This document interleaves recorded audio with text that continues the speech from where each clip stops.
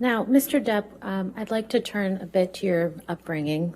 We heard a bit from your sister Christy last week, but can you please tell the jury in your own words about your childhood upbringing? I had a very interesting childhood, one that I thought was normal until a certain age. My mother, I was born in Kentucky, and then we moved, in which we moved around quite a lot when I was a kid. So you were always just, my mom had this, her feet were on fire and she had to move, you know, so we moved constantly. So you were always the new kid, and that wasn't ever particularly pleasant. Then we moved to Florida, South Florida, when I was about 7 or 8.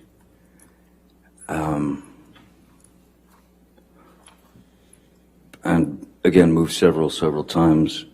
But my mother was quite unpredictable. She was very unpredictable. She was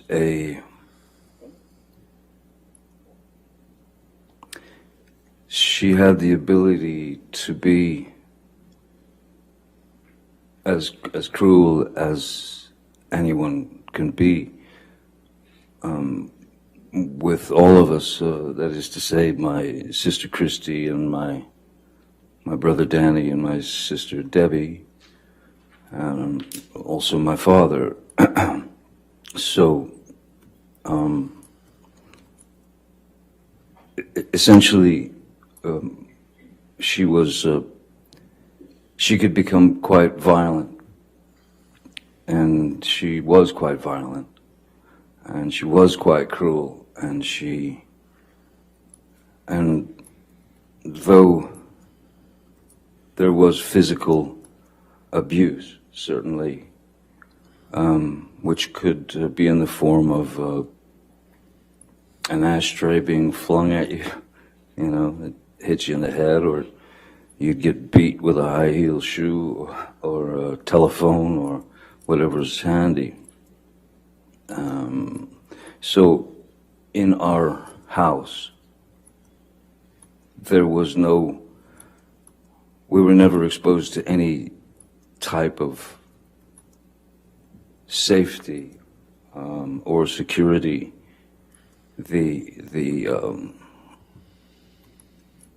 The only thing that one could do, really, was to try to stay out of the line of fire. I started to be able to observe, and I could start to see when she was about to head into a situation where she was going to get riled up and somebody was going to get it. Generally, it was me. Mr. Depp, you mentioned that your mother could be cruel. How could she be cruel? Well, the various categories, I suppose, are there's physical violence, of course. There's physical abuse, to which she was. That was a constant. That was just a constant, you know. We were all somewhat shell-shocked, you know. Even if she just walked past us, you'd sort of shield yourself because you didn't know what was going to happen. Excuse me. And so there was the physical abuse, which was a constant. There was quite a lot of verbal abuse. There was quite a lot of name calling and bullying. You know, making fun of whatever defect, you know, one might have. You know, if my brother wore glasses, so of course he was four eyes, and his teeth were messed up in the front, so he was buck-toothed as well. My sister Christy, which this is such a hideous psychological play. My father's parents were quite refined. My mother comes from Eastern Kentucky, which is where you grow up in shacks and hollers, you know. And my mother despised my father's parents, and my grandmother's name was Violet, and every now and again you would hear my mother just scream across the house, "Come here, Violet, get in here, Violet." And Christy, my sister, knew very well that that was a deep cut, psychologically, emotionally, but we had to take it. I mean, you just had to take the pain. I was born with a very strange, it was a very rare thing in my eye, as the back of the lens is spherical. Normally is spherical, so in this eye it isn't normal.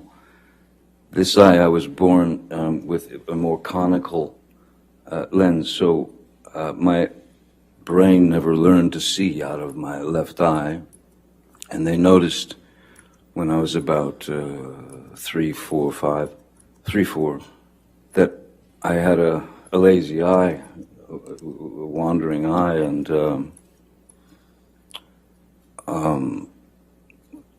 she would call me cockeye, one eye,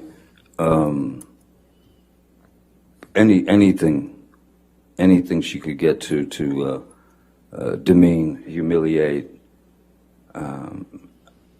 I even had to wear an eye patch on my good eye to strengthen my bad eye, so that it would cease to wander. It was exercising the muscles of the eye, though the brain had never learned to see. So I still, my vision in my left eye is, I'm legally blind in my left eye. But so yeah, the verbal abuse, the psychological abuse was